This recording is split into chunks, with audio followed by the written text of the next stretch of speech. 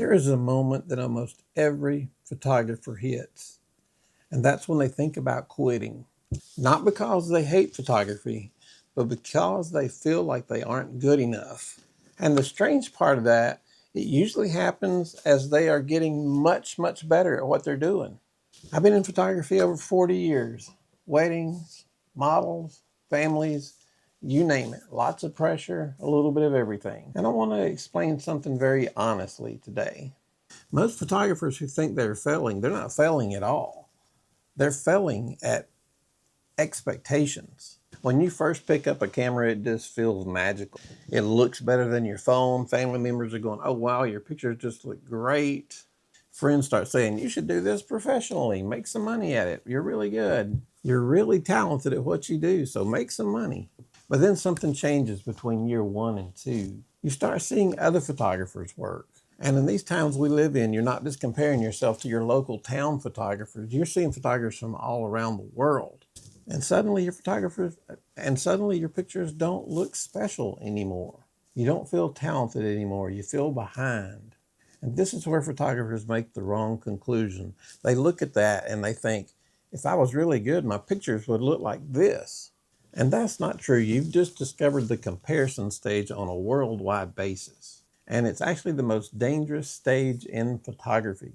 Years ago, like back when I started, there were maybe 2 or 3 photographers to compare my work to because, we were in a small town just south of Atlanta. Wasn't that big of a group to compare to. I didn't have the internet, didn't have the World Wide Web to compare my pictures to somebody who's been shooting for 40 years. Today, you're comparing your work to full-time professionals, full-time models, styled shoot, perfect lighting, perfect skin, perfect retouch, and 10 to 20-year veterans. And you can't compare yourself at year 1 or 2 to somebody that's been doing it 10 or 20 years. That's just not comparing apples to apples.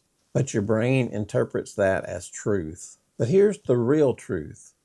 Photography has a very slow confidence curve and a very fast awareness curve. You learn what looks good long before you know how to create it. So your taste improves faster than your ability to create this work that you see.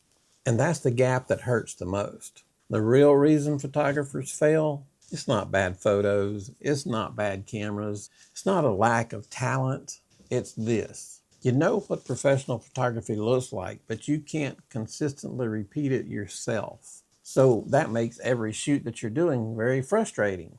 You see the mistakes nobody else sees. Your composition's slightly off. Your lighting is slightly off. Your poses are a little bit awkward. Your skin tones aren't just perfect. Your clients may love the photos, but you don't. And that's the point that photographers say, I guess I'm just not good enough to do this. And no, that's not true. You have just entered the part of where you can now see correctly. And ironically, that only happens as you're improving. And like I said a while ago, improving is a slow process. And then here's what happens next. They usually buy another camera or another lens, take a few more courses in photography because they think equipment will fix this feeling. But the problem isn't the gear that you're using. The problem is psychological. Photography is one of the only hobbies where you display your progression as you start.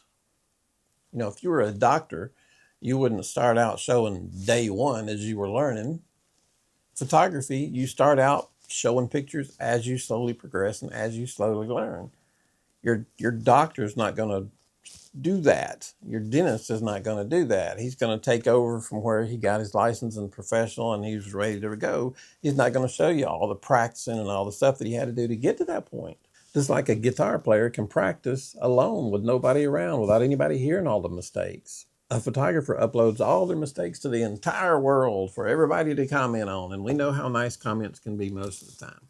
So every post becomes a judgment, and every scroll can become discouragement. And then slowly, photography just stops feeling fun, and it just starts to feel like a test that you continually fail. Let me tell you something beginning photographers don't realize, and seasoned professionals also feel this. We just learned what it actually means. It doesn't mean I'm bad. It means I can now see the next level. And that's part of your improvement. That's part of the slow learning curve. And after 42 years, I can tell you that feeling never completely goes away. Now, it is nothing compared to what it was at the very beginning, but it's always in the back of your head a little bit. And it's because photography is not a finish line. It's not a race. It's a skill, and you will continue to get better the longer you do it. At 20 years, you're better than you were at 10 years. At 30 years, you're better than you were at 20 years. 40 years, you're better than 30, 50 better than 40, and so on and so forth until you die. That's always comforting thought, right? There's always better competition. There's always better light, and there's always a better moment to be captured. The difference between someone who makes it in photography and someone who don't is the one who doesn't quit. Like I said in one of the earlier videos this month, don't quit. You've just now reached the spot where you can see how to keep improving. Now is not the time to quit. Now is the time to dig in deep and go for it, because you can now see the goal. One photographer says, I'm not good enough, and he quits. Another photographer says, I'm starting to understand. I can see the goal. I should continue. And that's exactly what you should do. You should continue, because you're right. You can see the slow photography learning curve. You're now learning it. You can now see it. Now you just have to get to that point. It's the same feeling they both have, but with a different meaning. And it's very, very important, because I've seen some really good photographers in my time call it quits, and they shouldn't have, because they were fantastic. If you currently feel like you're failing, don't, because you're probably in the most important part of your career. You're no longer guessing. You're no longer blindly confident. You are developing photographic judgment, and that is important. And judgment always arrives right before mastery. You are not at the end. You are at the doorway. So do not quit. Do not give up. Keep learning. It's slow. I've been doing it over 42 years. Every day I still learn a little something, whether it's new technology or just something random. You still learn. Nobody knows everything about photography. Nobody. I don't care how good they are. There's still something they don't know. Improvement doesn't come from gear. It doesn't come from presets, and it doesn't come from Instagram. It comes from just one thing: mileage. Does that make sense? Your experience, real shoots, real mistakes, real lighting problems, not beautiful light that you see on YouTube. You can't think your way into becoming a better photographer. You shoot your way there. And the uncomfortable thing, the photographers you admire, they didn't avoid this stage. They went through this stage just as you will, but they survived it. They did not quit. They showed up and they kept going. I remember having similar thoughts in the early part of my career. You just have to keep going. You might make a mistake here or there, but once you make a mistake, if it's a big mistake, you'll never make that mistake again. So keep at it, keep at it. Again, if you're wanting to go into weddings, that type of thing, make sure that you work with a professional, even if you do it for free for at least a year, so that you can see the things that happen at weddings, so you can see how he handles the situation and how he handles people. If you're shooting events, it's the same exact thing. If you're shooting families, you'll learn how to photograph the kids, how to control the situation, how to get the kids to smile. Whatever part of photography you're doing, you will learn ways to do it, and you will learn things to make your pictures look so much better than they did a few years before. I can take my pictures from year 1, year 2, year 3, and I don't even want to look at them. They're so bad. But by the time you get going, they look so much better. I'm at year 42 now. Are all my pictures perfect now? No, they're not. And in 10 years from now, I might not like some of them. I might have found a whole new way to do it. But that's part of the photography learning. It never ends.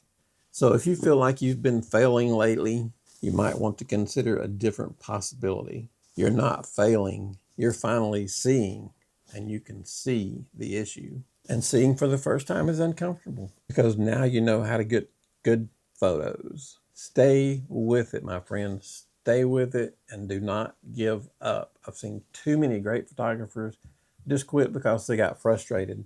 Because most photographers quit right here, and the ones who don't quit right here are the ones you're going to end up admiring. And you may be one of those photographers that end up being admired by many by just not quitting. So thanks for watching, guys. I just try to give you guys a little bit of the knowledge I've had from over 4 decades of doing photography. I'm here for you guys. If you have any questions, if you want to add anything to what I said, feel free to drop a question down at the bottom. We're here for you guys. We're here to help you out, whether you're brand new or whether you've been doing it for 40 years. I appreciate your time. We really do. We want this to be your home for photography, and let's see the difference. Thank you guys. Have a great day.